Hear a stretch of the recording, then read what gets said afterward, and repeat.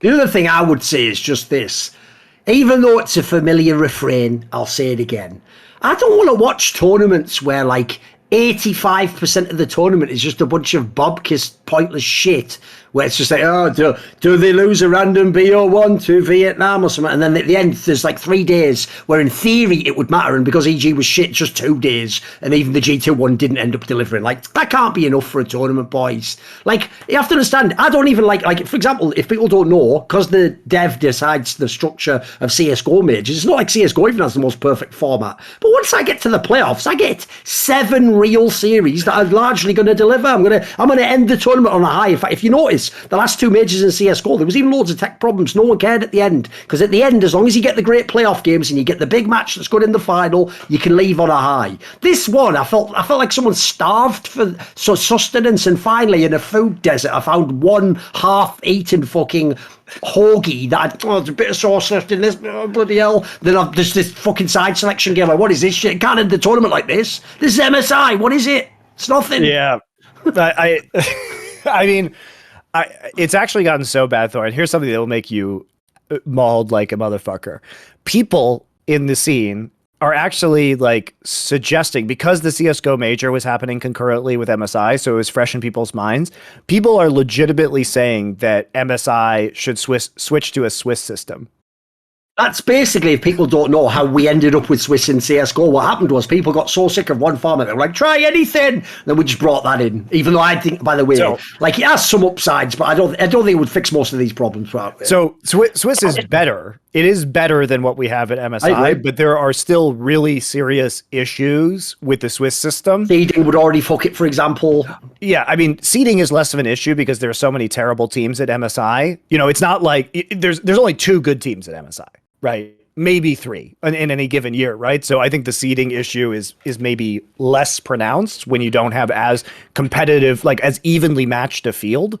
But yeah, I mean, I would prefer that than the current format of MSI. But I think that the truth is just in the numbers, guys, that we saw from this event. Remember, we talked about on this show, the group stage of this tournament, viewership was down 37% on non-Chinese streams this year. And of course, people are telling me, Monte, no, that's because it's in a bad time zone for the West. Guys, you mean like half the world's in MSIs ever? Yeah, and also loads of them in these Asian countries. Let me make this very clear to you guys. English-speaking League of Legends viewership is the fucking minority. Awesome. If you want to maximize viewership, you put the tournament in Asia, where most of the viewers are. Okay, so like let's just get that one out of the way. You know, putting it in a bad time zone for Asia is actually how you get the worst viewership, okay? So I didn't say viewership is down 37% on English streams. I said all viewership, including all non-Chinese viewership, Korean viewership. By the way, the Korean language stream peaked higher than the English stream at this event. So there were more Korean language viewers than there were English viewers. Makes sense. Obviously, T1's in the final. And then, okay, let's fast forward. What happens to T1 versus RNG, the finals? Oh, it's the most viewed ever on trackable streams. 2.1 million concurrent viewers. So what does this say about this event? Well, people are still very excited about T1 versus RNG. They like good matchups. People are not interested in the minor regions. And it's not, even the minor regions. Last year, for this same format, the Brazilian games were the most watched games, some of the most watched games at the MSI in the group stage. Not this time around, right? Like people saw it once, and it's boring to watch these teams get absolutely destroyed. And by the way, if it was true that it was because of a bad time zone for Western viewers, why did it break viewership records when it was held at 1 a.m.? The finals were held at 1 a.m. in California and 4 a.m. on the East Coast. How did they break that viewership record if that's the reason why viewership was down in the early stages of this tournament? Doesn't make any sense, does it? Think about things before you tweet at me or make comments on YouTube.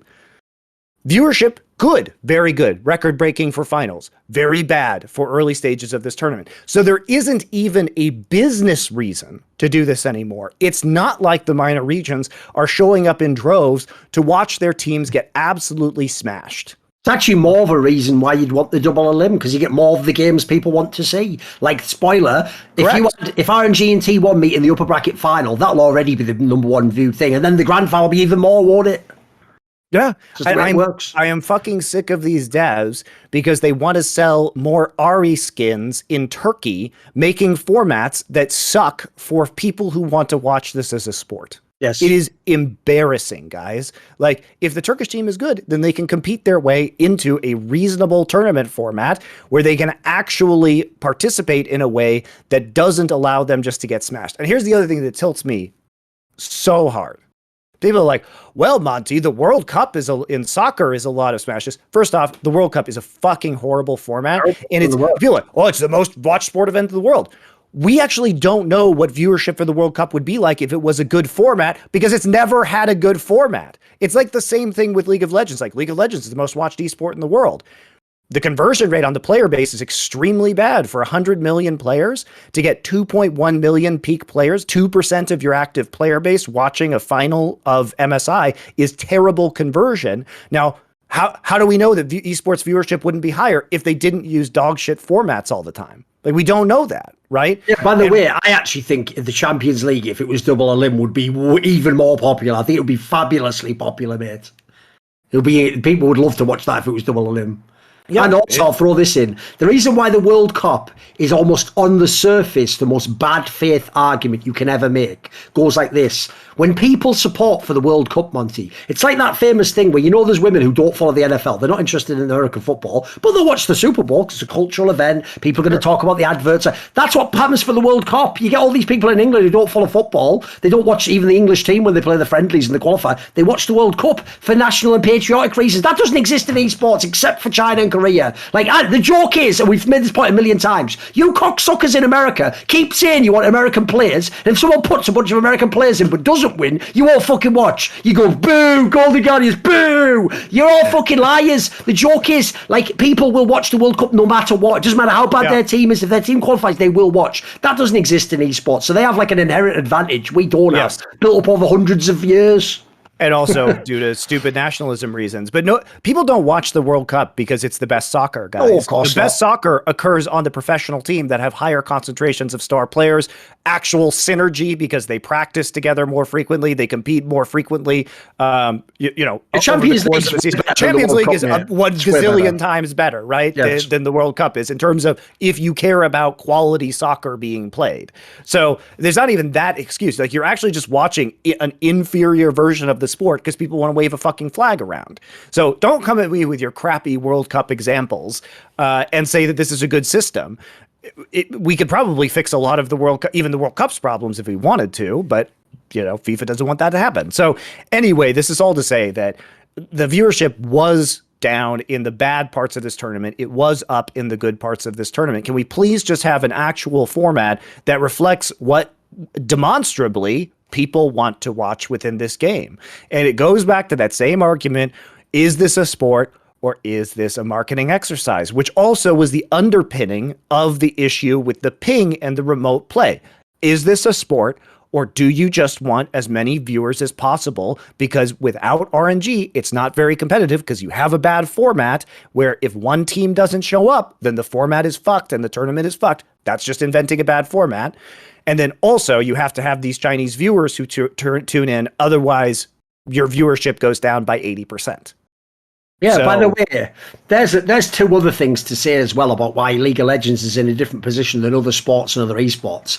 I'll give you an example. In CSGO at the major, one of the big deals that they kept going on about in the crowd was that the fan bases of teams, some of them that didn't even make the playoffs, Monty, still came to the arena and celebrated and cheered even though their teams weren't playing. Spoiler, it's famous that when the Chinese lose, they don't even bloody cheer for the other team to win. Like, they're not there to watch the game. They're there watch China win. Spoiler, the Koreans, if you got the vibe there, it was a bloody library, wasn't it? They were there to watch Korea win. These are very different. Like, CSGO's a different game, and CSGO people like the game. They just watch the match. If it's a great match, a great match. By the way, one thing I'll say, just to trigger the plebs out there, you know how it got really uncomfortable? And the moment me and Monty veered into talking about soccer/European football, you had that sort of hair come up from the back of your neck, and you thought, wait a minute, these guys are talking about an area they're not experts in. They don't know everything I know about that. I've watched what? That's how we feel when you give your comments about League of Legends, you fucking idiot. You're just a moron who plays Blitzcrank and just watched 10 games of TSM and went, I think they should draft on. Like, that's you. That's how we feel. You know, when you go, stick to your lane. Stick to shutting the fuck up. You're not an expert at anything. Right, there we go. I've triggered the fans. Oh, that's off. Was it me that got triggered in the end, fans? Who knows? Relevant. You decide. Very